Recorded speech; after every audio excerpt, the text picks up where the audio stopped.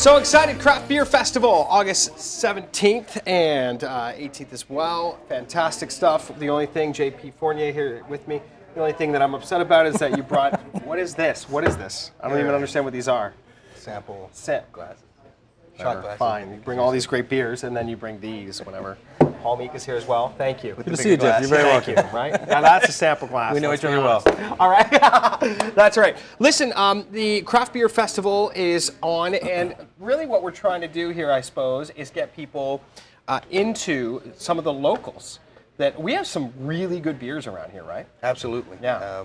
In fact, we've got over 200% more breweries than we had a year ago in the regions. Yeah, and you know, the winner there is us, the beer drinkers of the world. We're the real winners. And some of the creativity, Paul, maybe you could speak to that, at Kichesippi, when you get, when the market gets a little more saturated, does that drive creativity from your brewmaster? It definitely drives creativity. I think you're absolutely right, Jeff, that the customer is the one that wins in the end. Mm-hmm. There's always that, we always have different meetings talking about, are we trying to grow our brand, or are we trying to grow our industry? Okay. And with new nano breweries coming in, and micros coming in, and brew pubs coming in, what's happening is the customer is getting educated on what those terms mean, and what that means to them in terms of their experience. Right. And the festival, we're definitely highlighting the craft beer segment.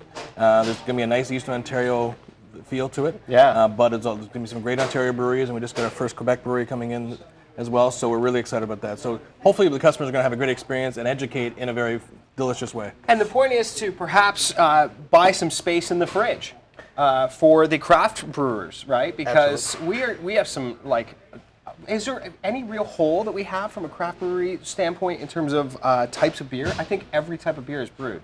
Pretty much, yeah. And I mean, with the seasonals and that kind of thing, the craft breweries, the nice thing about the fact that they do smaller batches is that they get an opportunity to experiment and try these different beer and present them to the public. Where is this going on? Where is the beer? Well, the two-day festival itself is taking place at Marion Dewar Plaza, which is right outside City Hall. Yeah. Happens from 11 a.m. till 10:30 p.m. on both Friday and Saturday. Sorry? I've made a massive error here. We could be sampling beers while we talk about this, couldn't we? Yes. What am I thinking? All right, can we crack something here and then discuss beer and food pairings too that are going on there as well? Like that segment is becoming massive, as big as wine and cheese pairings, right? Most definitely, yeah. Well, is there something you haven't tried, Jeff? Yeah, I haven't. I'll go for the big rig, right? I'll go for a little bit of the big rig here. Do you want the rookie glass or the veteran glass? I'll go for the little glasses. I am going to be sampling every one of the beers here, so there's that. We'll likely be leaving them for you as well. All right then. So yeah, there'll be a lot of opportunity on site to do some beer and food pairing. We'll be providing recommendations for people as well in terms of the artisanal food vendors and eateries that we have on site and how to pair those with the beer that we have on site as well. The food vendors, I'm really happy to say, are really sinking their teeth into this, so to speak. Right. Places like Seed to Sausage, they're going to be doing roasting 6 pigs on a spit throughout the course of the festival. Strata Pizza, who brings their clay oven, it's a wood fire oven, and they actually make the pizza to order on site.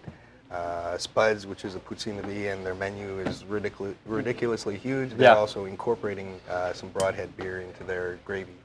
What kind of beer is this big rig that I just tried? Because it's very different tasting. The big rig's a Hefeweizen. Okay. Would you like some? Can I pour you one? I would like some. Thank you very much for offering, Absolutely. Sorry, gentlemen. Yeah. Sorry? This is very significant, actually, because at the festival, I'm not actually going to get a chance to enjoy all the beer myself. Right? Is that right? Yeah. Would you like? Can I pour you one? Sure, I'd love one. The Hefeweizen's a traditional German beer.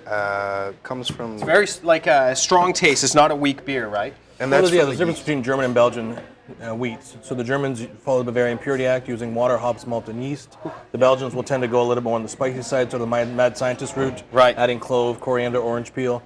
So do I taste a bit of clove in there? You would taste a bit of banana, maybe almost a little hint of bubblegum kind of thing, which sounds a little funny. Right. But the clove would be very slight. Okay. And Mill Street, what kind of beer are we sampling here? This is their Chaudière, which, if I'm not mistaken, is their sort of signature Ottawa beer. It's a stronger beer? It's There's some more alcohol in there? For sure. So they're going more on the Belgian route side of things. Woo! Wow, that is strong. All right, and of course we head over to Kichesippi for the blonde. It's a natural blonde. Tell me about, now you've been brewing this since the start? Yeah, this is our first brew. Yeah. So this was just over 2 years now. And Natural Blonde is our pale ale.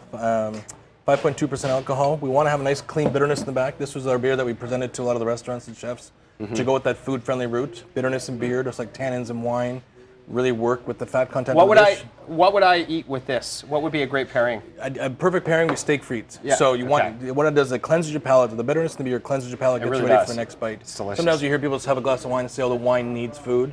The bitterness in the beer is creating saliva, so it's actually satiating your mouth and helping you break down the food for the next bite. This is what the festival's like? Like I get to walk around and say, well, that's really great. You're going to be able to taste some great food. You're going to drink some great beer. There's some excellent speakers coming. So Stephen Beaumont, famous beer writer, is coming. Yeah. Jordan St. Jean, who writes for, nationally syndicated, just finished the Brewmaster's course, so he's going to have a neat perspective from a journalism perspective, but also from a new brewmaster in training. Yeah, you have brewmaster seminars, basically, right? Like there'll be brewmaster forums, which is basically like an open forum. People can ask questions, that kind of thing. It's very interactive. Find out how the beer is made, find out how breweries get started. Right. Exactly. I would be remiss not to mention Bose as well, which is a lot of people talking about in this area. We are blessed in the Ottawa region with some fantastic breweries. Absolutely. I want to thank you very much, Paul, for coming in. Thank you very much. Kichesippi. JP, thank you. And yeah, JP. Thank you. All the best with it. Thank you so 17th, 18th, right out front of City Hall, right? Yes. In Marion Friday, Dewar Saturday. Plaza on Friday and the Saturday.